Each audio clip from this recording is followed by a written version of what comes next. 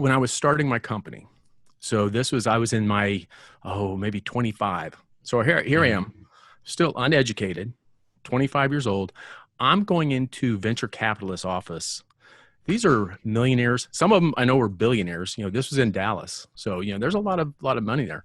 And I'm Yeah. going into these companies, 20 something years old and telling these people, here's what you need to do. I want you to invest $1 million in my company.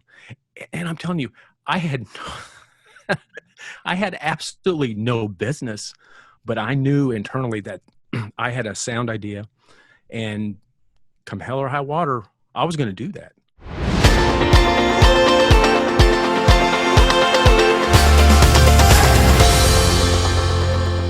Sean, what's up, dude? Welcome to the Hey, show. it is fantastic to be here. It's a pleasure to be here.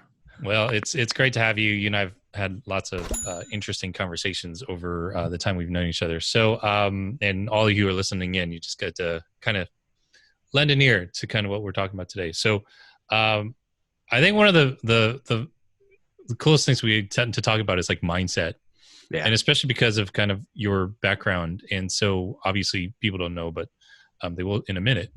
You were like homeless, and then you made something of yourself, and you know, that's pretty incredible. What did you do? How did you do Uh, that? I'll tell you to me, anything that happens in life, I don't care if it's, what we're going through now, anything that big that happens in this world it happens because of what I call a catalyst or an explosion. Something happens that makes us change. And, back when I was 16, if you think about that, I was 16, I'd been in and out of treatment centers since I was like 14. I was living on my own. And, it's just, I was completely uneducated. I had dropped out of school in the ninth grade. And at 16, I get, talk to my girlfriend at the time, and she is pregnant. And Wow. here I am, 16 years old. I have Yeah. no education. I'm waiting. Actually, I'm not even waiting tables yet. I was waiting to get to the big time to get old enough to where I could actually wait tables and make the big money. So I was, bussing tables, washing dishes. And I thought to myself, what the hell is going on? I mean, there has got to be something bigger than this. I can't afford to even survive, let alone take care of a kid. Now, one thing, I was not going to abandon my kid. I wasn't going to do any of that. So that's, so I thought, what in the world can I possibly do? And that's really to me, that is the catalyst. That's the explosion that really shifted me away from where I was. I mean, I was deep. If you ever saw a poster back then, those posters, do not do drugs. Yeah. Yeah. Yeah. I was dead center. That should have been my picture right in the middle. Don't do drugs. I mean, I just made some bad decisions, Yeah. met bad people and just did stupid things. So that was really the catalyst that drove me to change. And within 14 years, I went from homeless and uneducated to running my first multi-million-dollar tech company. Mm. Within 14 years, and that's a pretty big change. And that really is what I don't know, kind of drives what I do. One of the things that I know, this is probably going to be controversial, but one of the things that really upsets me is when I see people don't even try. Mm. People that are perfectly capable, they don't even try. They've given up. And that's, I don't know if it pisses me off, if it hurts, both. But when I see that just, it just irks me. I would personally, if I'm going to give money to someone, I would rather give someone $100 to show them that they have the potential, they have what it takes, and show them how to do that rather than give them $100 for food. Mm. Because to me, when I was homeless, yeah, $100 would have been great. I would have, went out and got some food and it would have been nice. But the next week I'd have been in the same spot I was the week before. And I'm going to be honest, going hungry is a very big motivation for change. Yeah. And I mean, that's what motivated to. So really that was the catalyst. That was what really changed is, I thought it was the end of the world, but it is actually, I would not change any of that, obviously, for the world. Mm. And Do you that's feel what like changed. people? Yeah. Do you feel like people change more when there's pain or when there's like some aspirational thing that they're aiming at? Pain, pain, Yeah, I pain, agree. pain. Yeah, hands down, Right, dude. every time. Every time, 1000%. Which is funny because here we are in this mindset space, right? We talk a lot about mindset. You know, anytime I confront limiting beliefs I have, or an old frame of reference, the way that I think or way that my mind operates, I don't really want to change it until there's an incredible amount of pain, Right. and Wonder, lazy. or yeah, exactly. Well, now when you look back at that, did you what was the thing that you did? Did you start reading books? Did you try to get knowledge? What did you do when you were when you had that what the hell am I doing moment? I became hell bent on becoming successful, and that Hmm. was not, you drove. That's what drove everything. Is I did not want to be the the complete failure that my life had been to that point. And obviously having my son and all that, that's what drove it. But it was literally that I did not want to be a complete failure. I didn't want to be that person. Yeah, I did not And want to then be. you just started reading books. What did you I do? started doing all kinds of things. So I went back to school, got my GED, and started Mm. going to school and stuff. But I got into at the time, which was great. I got into computers. So this was back in the early '80s, maybe. Yeah, yeah, So this is when computers were still the far out thing. And what was weird is back then you didn't need a degree to become a computer person. They were kind of the outliers. They didn't have the yeah. computer degree. So I thought, well, this is something, and this is where imagination comes in. Is this is something that I can do? I can see a huge future for technology. I think one of my gifts is I've been able to see things before they get there, especially when it comes to technology, to be able to see, okay, I see there's huge potential there, and I'm going to go after that. So I saw computers and started doing everything I could to learn about computer stuff, getting books, talking with people. I mean, it was nonstop, trying to learn and grow within the technology industry.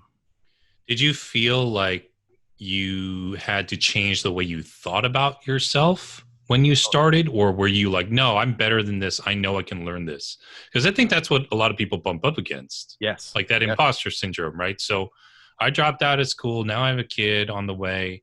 Who am I to go earn this GED? Can I even do this? Right. Did that was that a big deterrent at all during that time? Yeah, no. And I think one of the gifts that I got from dropping out of school so young was I didn't get programmed into, you can't do that. I That's didn't get hilarious. screwed up. Yeah, I get it. I get it. I I didn't get get it. screwed up and said, you can't do that. So it was weird. It's like, so, when I was starting my company, so I was in my, maybe 25. So here I am, Mhm. still uneducated, 25 years old. I'm going into venture capitalist office. These are millionaires. Some of them I know are billionaires. This was in Dallas. So, there's a lot of money there. And I'm Yeah. going into these companies, 20 something years old, and telling these people, here's what you need to do. I want you to invest $1 million in my company. And I'm telling you, I had I had absolutely no business, but I knew internally that I had a sound idea, and come hell or high water, I was going to do that. Mm. And that's really, so yeah, no, I think I was so lucky to not get far enough along into, I'm not sure if it's education, into the social life, into to be programmed that you can't do that. Actually that came later in life after I got educated. Is like, Interesting. and then I can see it's like, oh, I can't go do that. I can't do that. Back then I was fearless. Interesting. Nothing. Yeah, It's nothing. like ignorance is bliss sometimes. Absolutely. That's actually why I'm always like, go do it. Yeah. Like if you try to, and I'm a theory guy, like we know each other. It's like I have logic, I have sequences to everything, but I'm just like, there are certain things you just are not going to learn unless you go do it. No. And I think that's the one thing I can say has been the biggest contributor to my success, because I'll learn if I go do something, and if I learn too much about it, then I hesitate. Yeah. Yeah, if I think too much about it, I hesitate. I used to have, all these books like, the Something for Dummies book, like, saving money for dummies, Facebook ads for dummies, any like talking to a girl for dummies, but for dummies, or golf Right. for dummies. And I just sit there and read it, and I'm like, this is ridiculous. I just got to go to the golf range. Yeah. I just got to run a Facebook ad. I just got to, actually try to save money. Yeah. And it is funny because I think education like programs us a certain way. And then you mentioned technology, which is interesting. We'll get into that in a little bit, but I think of technology, and I think about how you went into these boardrooms and you didn't need a degree for that stuff, like you said. And what's interesting is that I see a parallel right now with that, because you don't get degrees in social media marketing. You don't get there are no degrees in that stuff that I know of, right? In marketing there are, right? So this is a completely unregulated industry. Like, as far as I know, you can't even get a degree for consulting. And it's a multi-billion-dollar profession. I'm a consultant, you're a consultant, or a coach. There's no, academic degree. Right. And so it's just like you're sort of paid for what you actually think and know, and what kind of results you can get for people. Right. Which is pretty cool. So, I mean, all of you who are listening or watching, you're ready to study everything at the wazoo, and you're like, hey, just go help get results for people, and it might work out. Yeah. And you said something. It's like, you've got to go do it before you're ready to do it. And here's the thing. Nothing has ever been done when someone was ready to do it. Parenting, I know you're not a parent, but as a parent, I can tell you this. I don't know a single parent that said, okay, I'm not going to have kids until I'm ready, until I know everything there is, and then I'm going to go have kids. Otherwise, you would never have kids, because and anything in life is like that. You cannot wait until you're ready, because you will never start, ever. I don't care That's what I'm doing. I'm reverse engineering that and learning too much about kids, so I don't want to have them. That's the problem. If you learn too much, you never want to have them. Exactly. And so that's how I'm going to make sure that I don't have kids. One of the scary things about kids that I've found out, they reproduce. Oh gosh. Yeah. And then you got grandkids. Yeah. Oh God. Yes, that's scary. Yeah. I mean, I love my nephews. I don't want to be their dad. Yeah. Well, I love my granddaughter, and that's the nice thing I can give her back. Yeah, that's what I do with the kids. That's what I do with my nephew. Just give hey, take them back. Yeah. Give them all the stuff. So it's interesting, right? So that's a mindset shift, I think, that anyone can kind of take away for this. Like, oh, I need a degree. I need a certification to do what I do. And we have a lot of people who are listening in this personal brand space. And the mindset shift is just go do it, right? You just got to go do it, because then you'll learn as you do it. Technology is really interesting, isn't it? Because now everyone's got, phones and everything. And, I grew up a kind of religious kid. I went to church a lot when I was a kid, and, you're in Texas, so it's church land over there. But I swear, man, like, the new religion is this self-help, self-motivation stuff.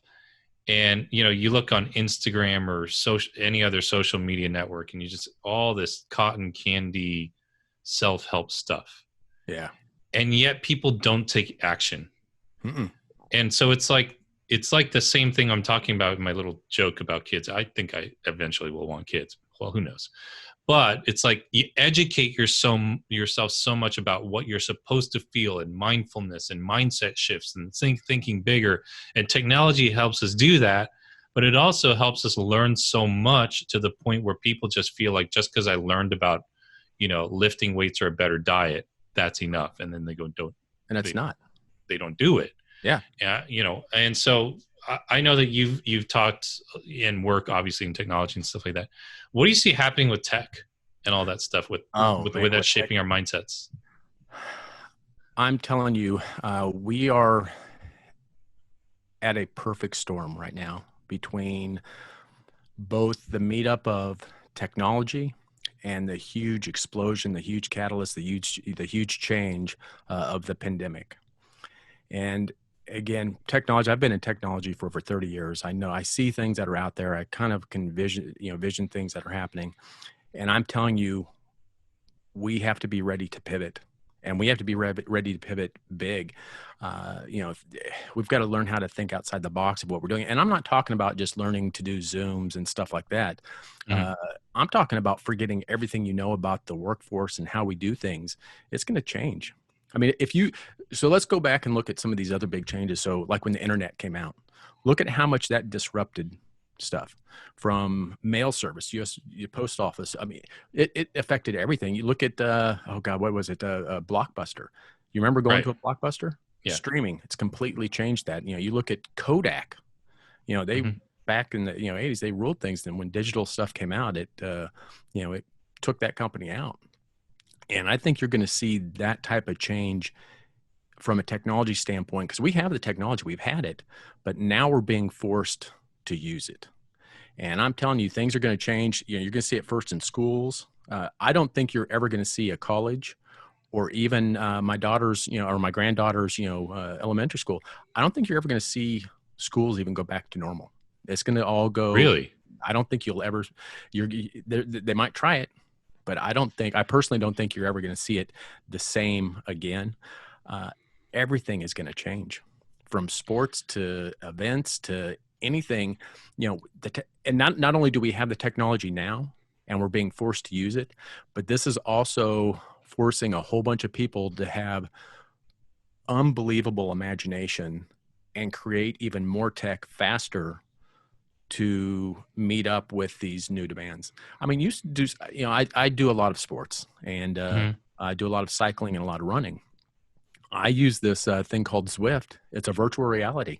So I have computer basically sensors hooked up to my bike and to my treadmill, and I ride and I run with people from all over the world. There is no need to go outside. There's no need to do this. Matter of fact, this last weekend I got my ass kicked, but I did the stage one of the Tour de France. I It's placed, crazy. so out of 5,400 people that were in my group, I placed 44th, 4,400. Okay. Well, whatever. It's just the fact you could complete it My is kind of a pandemic thing that. training plan has not done Well, wonderfully. but that's really interesting though, because technology, right? Like, okay, I can see that with schools, but then that creates a secondary question, which is like, what are parents going to do with their kids all day at home if they're not going to school, right? So that's another thing. Well, are they going to work from home? Is everyone going to work from home? Um, Sporting events, I love football. I don't like going to football games. It's Yeah. freezing outside. Yeah. So I get that. Um, I don't know if movie theaters will survive. Yeah. Like, seriously, why go to a movie theater? I mean, it's good for the studios because they clean up. They make, $10 a ticket, $15 a ticket. Right. But, I think, and this is assuming that the pandemic, or there's a vaccine that comes out. So you're Right. thinking this even if the world It's feels it, safe again. You think we're Here's the past thing. that point. Once you let the cat out of the bag, you're never going to get him Yeah. back in. The Okay. genie's out of the bottle. Yeah. It's Right. so you have so now you have employers that they're now thinking, why the hell do I want to spend all this money on office space, Mm-hmm. on all these leasing? You've got the employee saying, why the hell do I want to drive into work for 40 minutes Mm-hmm. when we can now do it virtually, and we can do it just as good? I'm thinking virtually everything's going to change, from events that we do, the things that we know, and we do a lot of stuff with events. That's going to completely change on how we do events. And we've got to position ourselves, because I mean, matter of fact, I think this coming up weekend, Tony Robbins is doing his first virtual UPW. Yeah. And I saw some pictures from behind the scenes. He's got a 360-degree wall of, think of them as a Zoom Yeah. Zoom things, 360 degrees. He can go all the way around. And if he wants to talk with you, Mike, he's going to go over there and push a button or push the screen. And now he's talking to you like he's just like you're at an event. So why is he going to go and try to rent out a huge space in Vegas or wherever he's going to do it, in Dallas, wherever he's going to do it. Why the hell, as a consumer, are you going to go buy a plane ticket? Are you going to rent a hotel when you can simply sit down and have the same virtual reality experience? I just think this, I think we're at the point of the technology being there and the pivot of the need, the explosion to push us over the edge. Do you think that, okay, so that's assuming that virtual reality gets to a point where it is almost like it almost feels real. So maybe the technology isn't there yet. That's what you're saying. Maybe in a couple of years, the technology will be so good that it'll almost be better than the real thing. Yeah. I remember the first time I felt in my adult life that I remember where the technology, I was like, holy cow, this is gonna change everything. A couple of years ago, I was out in Orlando and I went to this Star Wars exhibit. It's a virtual reality thing at Disney Springs. I forget what it's called, but you dress up as a stormtrooper. Okay. You put on the goggles, you get a gun.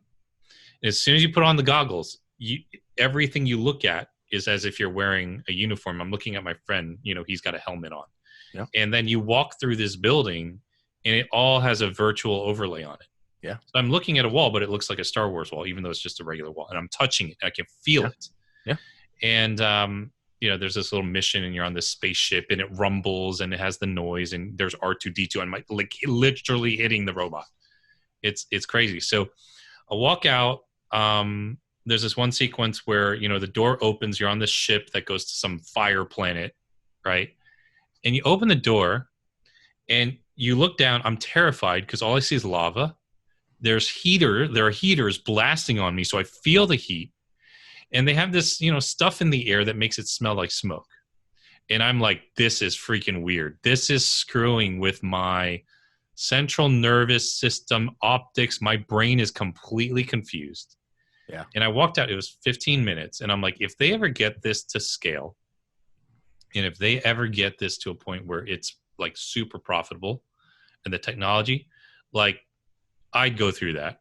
That's better than sitting and watch a movie. That's, it was crazy. I've done it probably 2 or 3 times.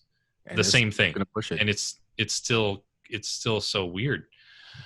Now, all that to say, what about human interaction? What about being with people? I know I can do that online with people, and all these kids these days are playing co-op video games online. Right. So I get that. Is the answer it's just technology is going to continue dumbing us down to the point where we don't really need or crave actual human interaction? No, I think we're always going to have that. And I think we're going to do it more locally to our families, to our communities, to the people around us. I don't think we're going to have that interaction with people we work with, I think that from the corporate side of things, I think is what's going to really change. And let's get real. It's all about money. Mm-hmm. It's going to be cheaper, faster, and better for companies to run virtually. They've always been scared to do it because, they're afraid that the employees are going to take advantage of them. That's the big thing in corporate. Like, we don't want you to work from home. You're going to sit and watch TV and play video games all day. And that's been a huge thing for corporate. But now they're forced to do this, and they're actually finding out that their people are actually they're getting more productive. They're more productive. So I think so again, it all comes down to money. So now you have the technology, and right now we were forced to do that. So we had to work remotely. So people now know how to do that. And again, I don't think you're going to get that back in the bottle. It will change things. And again, I think the first thing is schools, without a doubt. Colleges. Why in the world would you go to a university right now? Yeah, no, I don't. Yeah, party. Well, yeah, to party. That's it. That's Honestly, that's what kids are doing right now. It's middle of the summer. They're all going out to party. Yeah, they're not going for school. So when you see something like this in the tech space and even in your own life and Iron Man and all that kind of stuff that you've done, and you see like a trend or a change coming, what's your mindset there? Like, is it, oh crap, this is happening, I better get on board?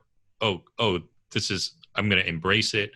What's that look like for you when you're like training for the virtual Tour de France or looking at these technology changes coming? Like what do you do to get your mind in that So, reference? me personally, I am always open to change. I crave change. I actually look for change. I enjoy change. I enjoy the chaos. I enjoy Mm-hmm. the feeling of change. So it's something and that's something that I've always done. I've never looked at a challenge or at a technology or at a thing and let that defeat me. I've always looked at it as, for instance, when I did, when wanted to do Ironmans, something I wanted to do. I never looked at it as like, I can't do that. That's not something. I mean, I couldn't run to my cupboard to get, Oreo cookies out without being out of breath, let alone, Mm-hmm. do an Ironman. And I knew that if who I would have to become to do the Ironman. It wasn't necessarily the Ironman, but I knew that in order to do the Ironman, I was going to have to be much better at a Mm. physical sense. I had to, learn to run, learn to swim, bike, but again, even that. So we go to these, go back to these explosions of change. The only reason, I'm shallow. I guess I'm just very shallow. The only reason I actually wanted to get back into shape is three things happened back in like 2009. One, I went in for a life insurance physical, and the lady told me I was morbidly obese. Okay. Oh, I was pissed. I was so upset. And what's funny is, so leading up to that point, my scale was broken. My weight scale in the bathroom Yeah. was broken. It said I was 235 pounds. My clothes kept shrinking and getting smaller and smaller and smaller. I actually accused my wife that she was shrinking my clothes within the dryer. To this day, she still will not dry any of my clothes. But I had that happen. Uh, I also had, Facebook was coming out. Mm-hmm. And here comes the shallow part. So I see, this is back in 2008. Facebook's first starting to kind of gain popularity. All of my friends are on it. I'm like, okay, I'm embarrassed. I want to make sure I look good online.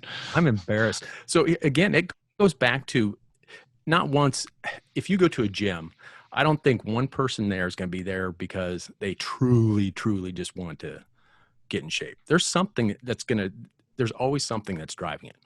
Mm-hmm. Always something that's driving it. Pain. It's pain. Yeah. Pain. It's funny because you talk about this mindset about technology and stuff like that and how people are using it. So there's this one app that I have recently just gotten into, and it's called The Pattern. And my friend Jeff Goins, he told me about it, and it's basically like an astrology app, okay, like horoscopes and stuff like that. And I never believed in this crap at all. I'm like, this is stupid. This is so ridiculous. But what you do is you type in your birthday, the year you were born, and the time you were born, and what country, what city, country, whatever, because that's all different time zones and everything. She's like, dude, you got to do it. It's amazing. I turned this thing on. I joined the app. I pop in my numbers. Reads me like a book. It's scary. Like scary. I'm like, I don't need to see a psychologist. I don't need any more personality tests. They have all these different categories. I'm going to pick this thing up here. This is all on an app, and it's all free. The Pattern. For any of you who are like weirdly into this kind of stuff, like self-awareness tools, this is what I call it. But I'm just like, this is fascinating to learn about your instincts, your growth patterns, your communication patterns, your relationship experiences, your ideal partner traits, your destiny, how you are at work in the world. Literally, not a thing that was off. And I've shared this with so many of my friends. And look, I'm a writer. I'm like, yeah, whatever. They're just using suggestive language. No, they're really not.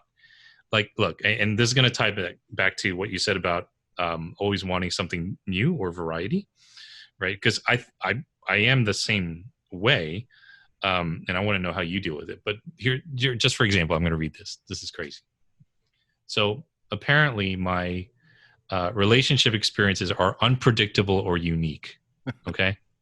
Now, keep in mind, I was married for 12 years, really 10. The last 2 were, us trying to figure out how to unmarry. There is something unconventional about your dating experiences. Maybe you've had a series of short-lived connections, yes. Or your relationships are different in some way or take sudden turns, yes. Your partners are unusual, yes. Edgy, unpredictable, and exciting. That's a part of you that may find it hard to commit to a conventional relationship, yes. And any girl that I've even remotely dated is now going to hear this and be like, yeah, he's just afraid of commitment. No, it's really, I was committed for like 10 years, right? Embrace the eccentric side of you that seeks variety and change. So that last thing there, you say that you need change. How, and apparently I'm like this, and I've got to admit I am. I travel all the time, right? I'm an entrepreneur. I always want new things. How in the world do you embrace that? Do you say, I've got to moderate this excessive desire for variety? What is your mindset around that? I'm fascinated to know. I am always for, I'm the same way. I want variety. I want change. And I actually seek out trying to get uncomfortable. I really do. I try to force myself to be uncomfortable, do things that I'm not used to doing, like podcasts. It's something I forced myself to do podcasts because I was uncomfortable with it. And Mm-hmm. I knew that I had to change and I had to grow and I had to keep pushing myself. But I think from a mindset standpoint, I think we are exactly where our mindset is. So if it's wanting change, that's where your mindset is. I mean, you could do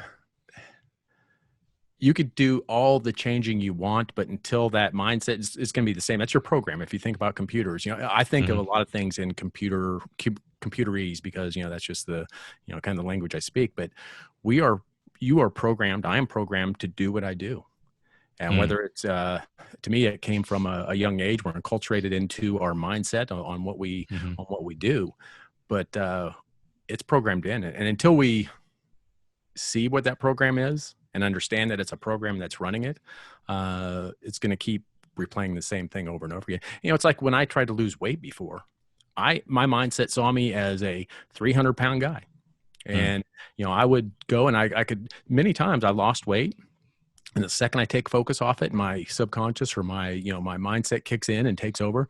I'm right back to where I was. I hate to say it, but it's almost like you're programmed like a computer, and Yeah.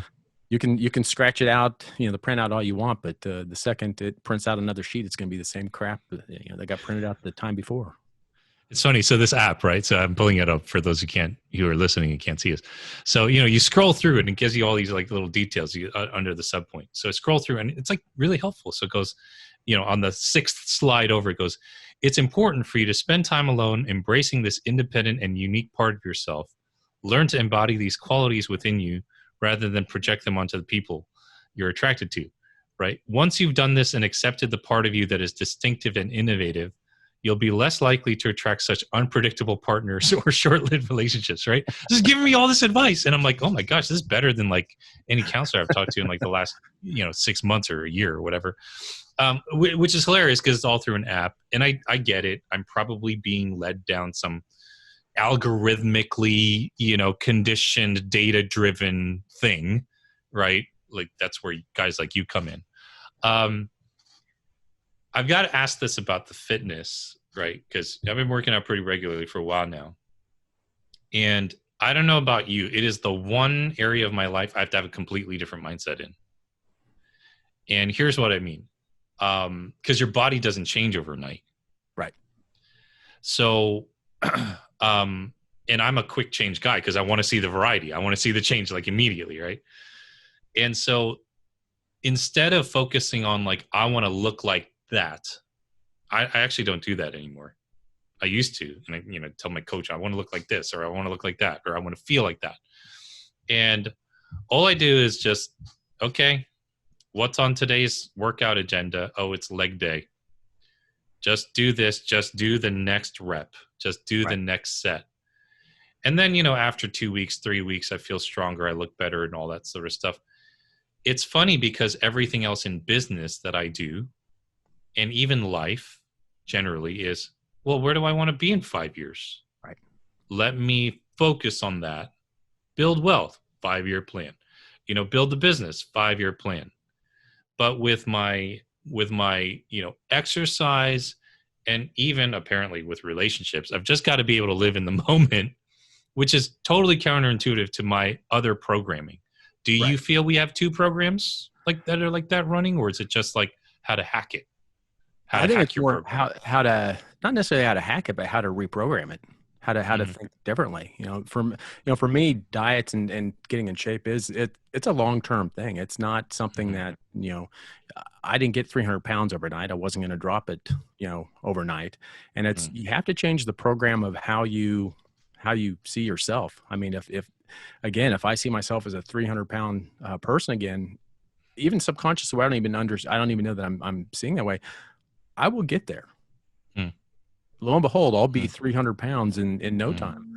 Mhm. It's really driving the subconscious is really driving that. But from a standpoint of health, I mean, it's a long term thing. It's not something that's, to me, it's not something that's quick and overnight. It's something that it's a lifestyle. You gotta, it's just like anything else. It's anything else long term. I mean, if you if you have a goal to hit $10 million in sales in 2 years, and you work on it for a week, Yeah, you're not going to get very far.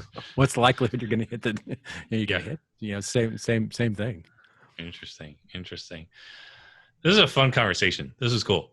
Oh, yes. Yeah. So I know you're doing the podcast. Tell everybody where to find you on the podcast, in the The pod podcasting world. Yeah, the podcast. So it's Thinking Big Podcast, and it's all about thinking bigger into your life, and just like this. It's how can we think bigger into, and it doesn't matter if it's your health, if it's your finances, your relationship. How do we think bigger, and how do we get our mindset in a better spot uh, with all these things, all these All different that areas. program. It's all that programming, man. This Yeah. is it. Really is true, dude. Thank you so much for joining us, ladies and gentlemen. The great Sean Osborn. Check out his Thank you. podcast. It's been absolutely fantastic. I'm so grateful that you had me on the Yeah, show, and hopefully someone might get a little nugget of information that might help them out a little bit. absolutely. All right. Thanks for joining us. Thanks a lot. Cool.